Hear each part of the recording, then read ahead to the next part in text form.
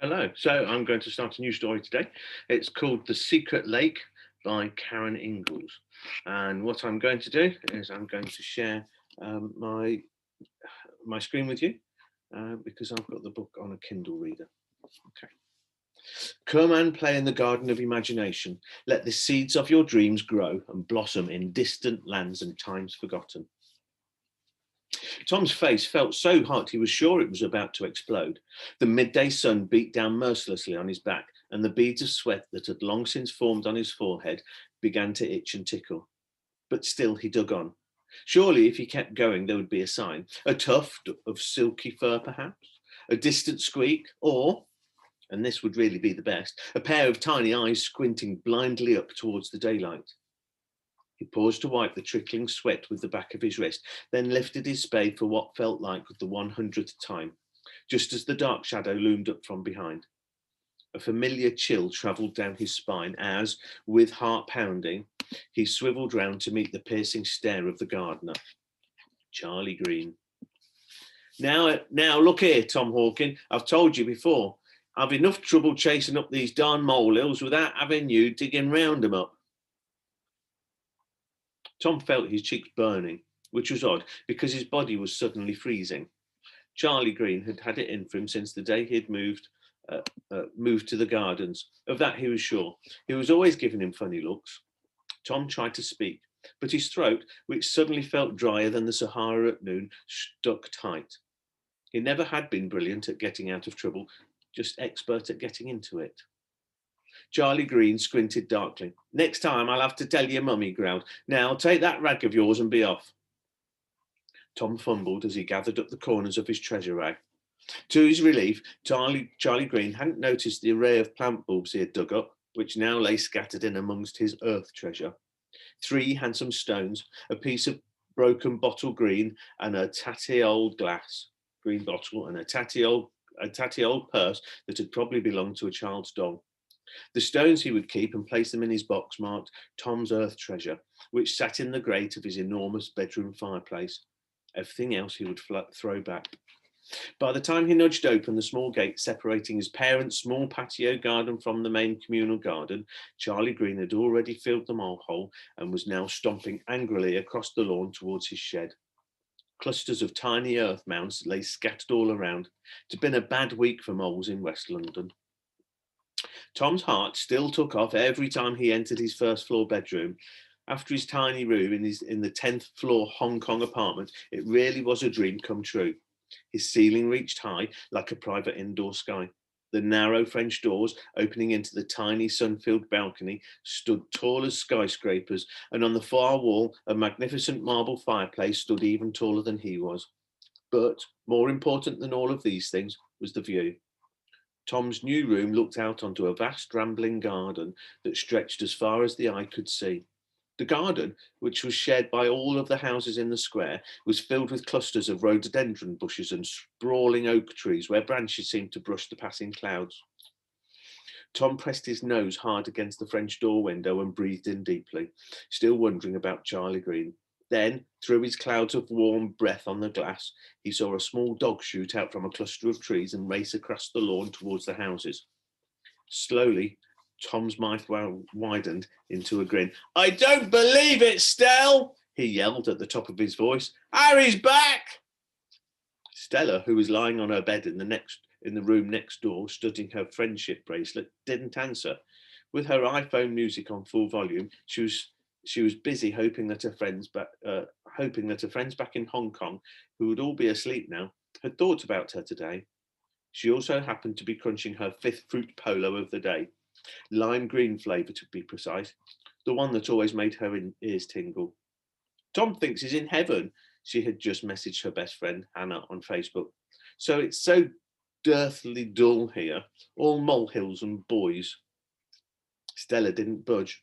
Nor for that matter did Tom, who was now leaning out so far over his balcony he was in danger of falling off.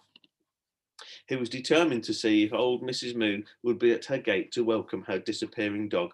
Of course she wasn't.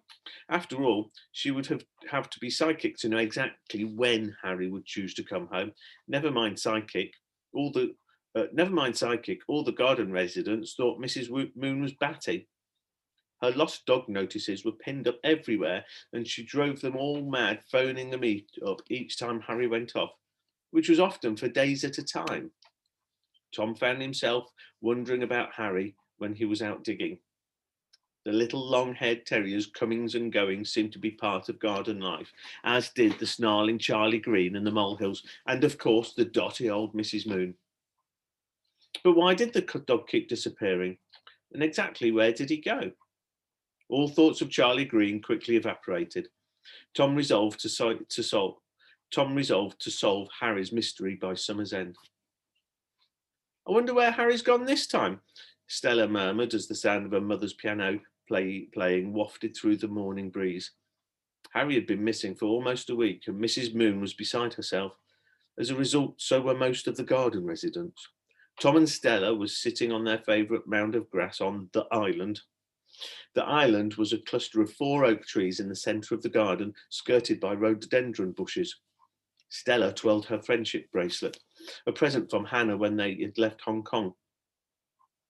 Neither time nor distance will break our bond, Hannah had said dramatically when she had given it to her. How much those words meant now. I wonder where Harry goes every time, Tom said with a frown as he picked up the mound of grass with his trowel. Don't do that, snapped Stella. Charlie Green catches you, you'll be... Hey, what's this? Tom's eye locked open as he sat staring between his legs on the ground. What? Stella leaned forward as Tom began scraping grass off the top of the mound beneath him. I think it's real treasure, he shrieked.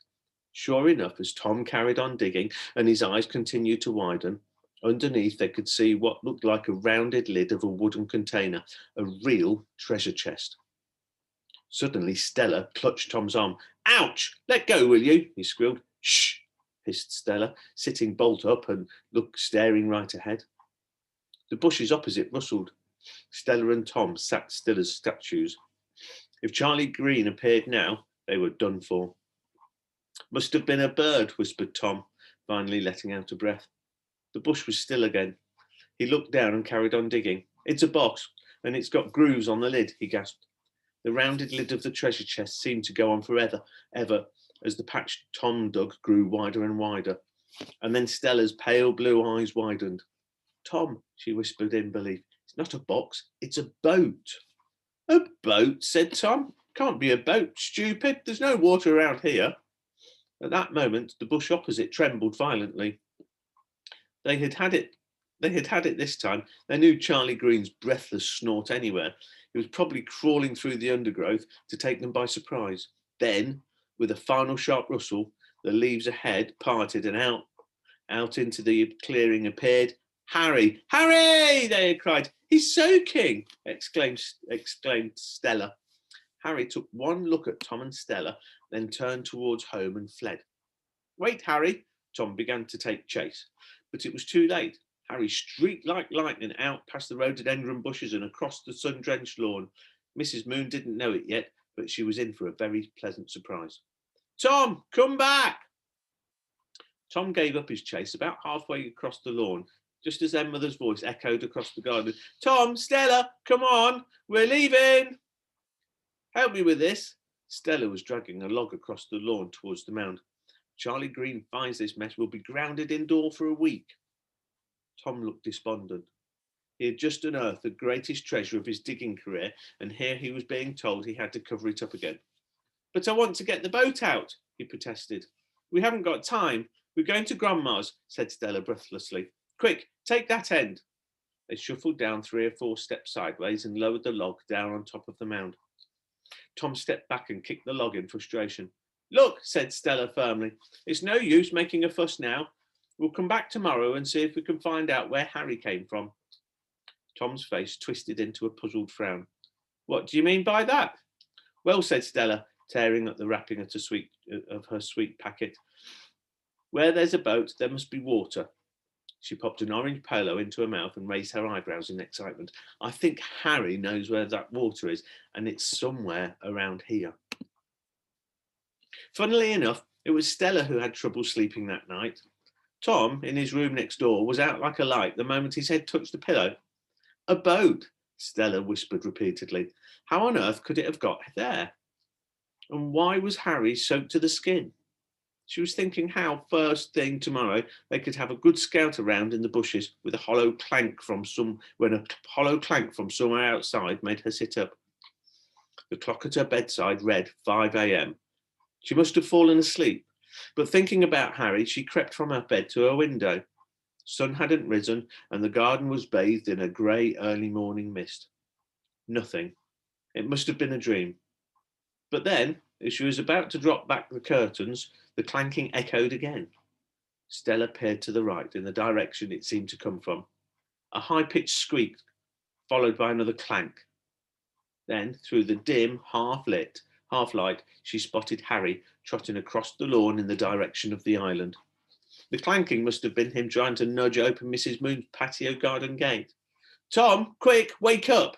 Stella tugged violently at Tom's pyjamas. What? Where's the mole? Get it off me! Oh, will you wake up? Stella snapped in a whisper. Tom sat up in a damp sweat.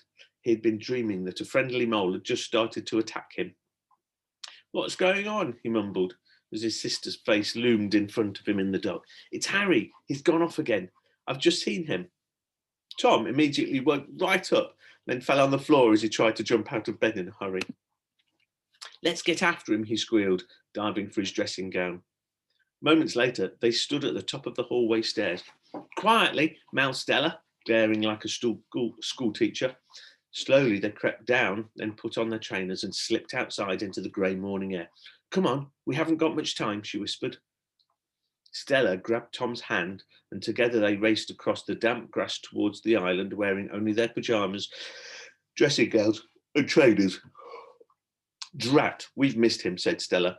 They had hunted around the island for a good 5 minutes. All was still, and there was no sign of Harry, but at least the log was still in place, which meant Charlie Green hadn't noticed their digging. We'll just have to come back and have a look when it's light, she said with a sigh. Then they squelched back across the lawn, their trainers soaked with early morning dew. It was about halfway back that something caught the corner of Tom's eye.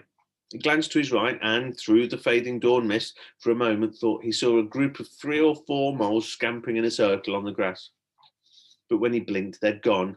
The half-light was playing tricks on him. Cold and shivering, they returned to their beds and slept soundly. The ring of the telephone shattered the early morning calm. Hello? Oh no, Mrs. Moon. Not again. I am sorry. Yes, of course. We'll let you know if we see him. Of course. We'll call you right away. Goodbye, Mrs. Moon. As they lay in their separate bedrooms, Tom and Stella listened to their mother's conversation, each thinking how their earlier jaunt really hadn't been a dream after all, and how, after breakfast, they must continue their search for Harry.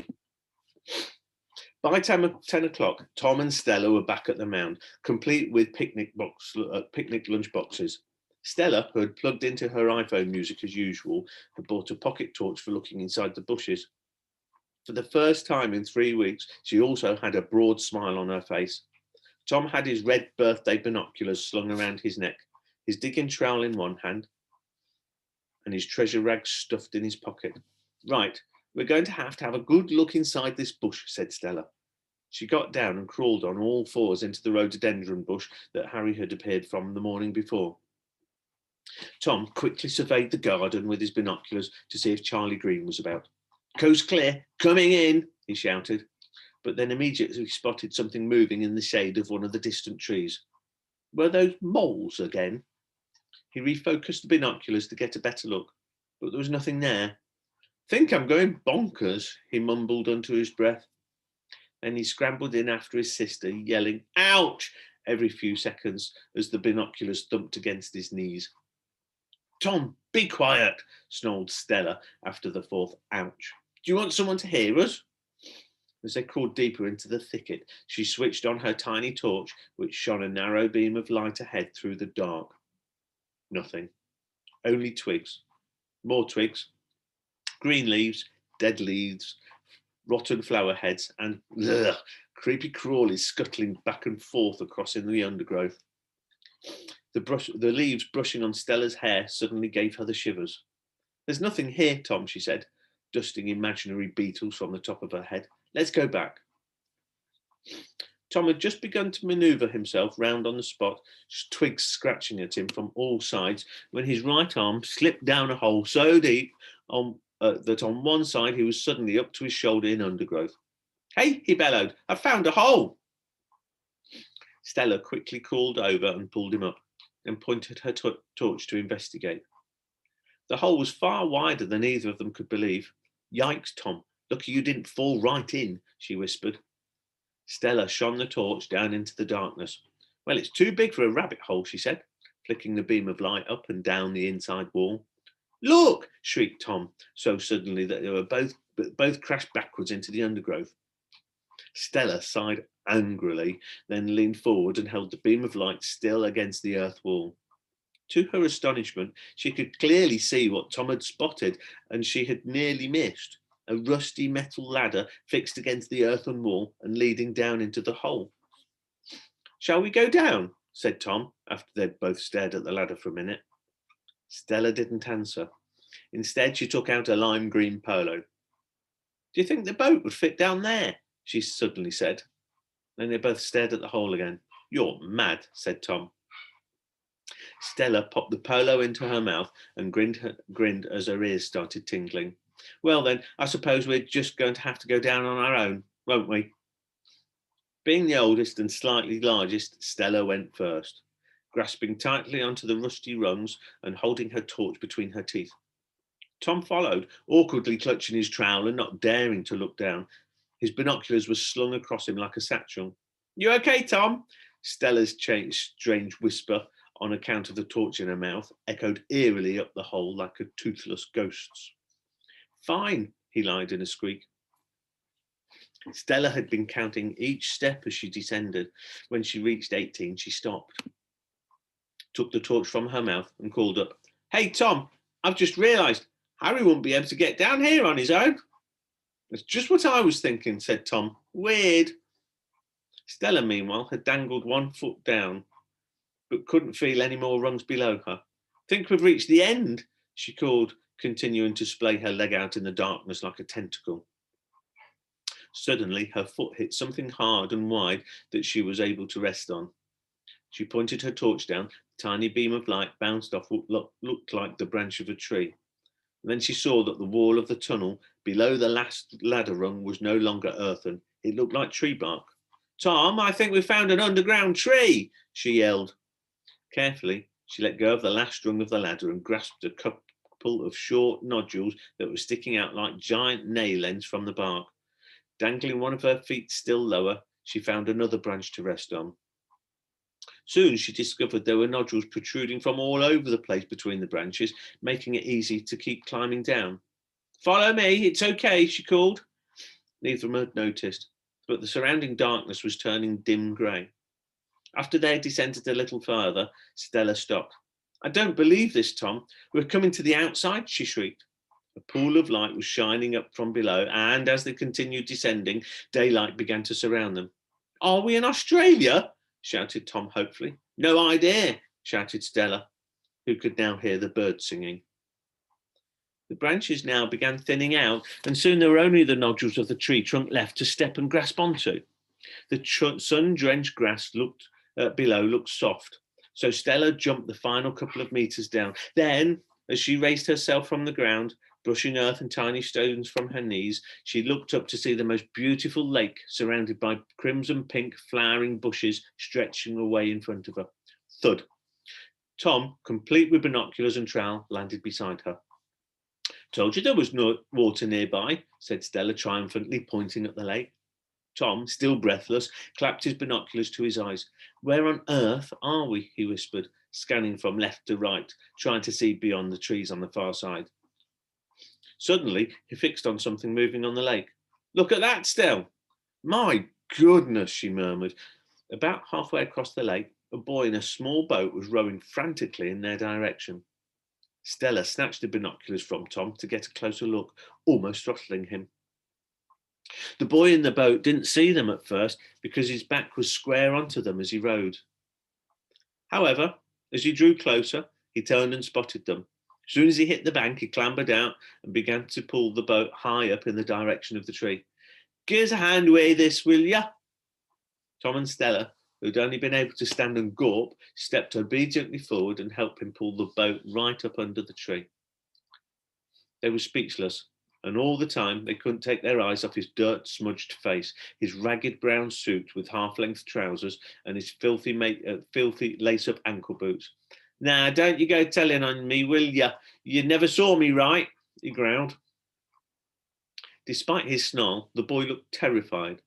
Stella and Tom shook their heads and stood in silence as he dashed into the woodland behind. "Where did he come from?" whispered Tom. "More to the point, where's he going?" said Stella. "Did you see the clothes he was wearing?" Tom started sniggering. Meanwhile, Stella was staring out across the lake to the far bank in front of the woods where there was a little opening. "Quick, give me those binoculars back." Tom passed them over and Stella clapped them onto her eyes.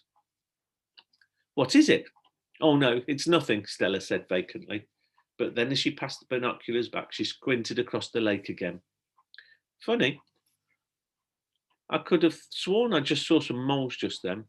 "Moles don't come out in daylight, silly," said Tom. "Trees don't grow underground," retorted Stella. "Now, come on, let's row over." And so that's it for today. I shall start again tomorrow for you.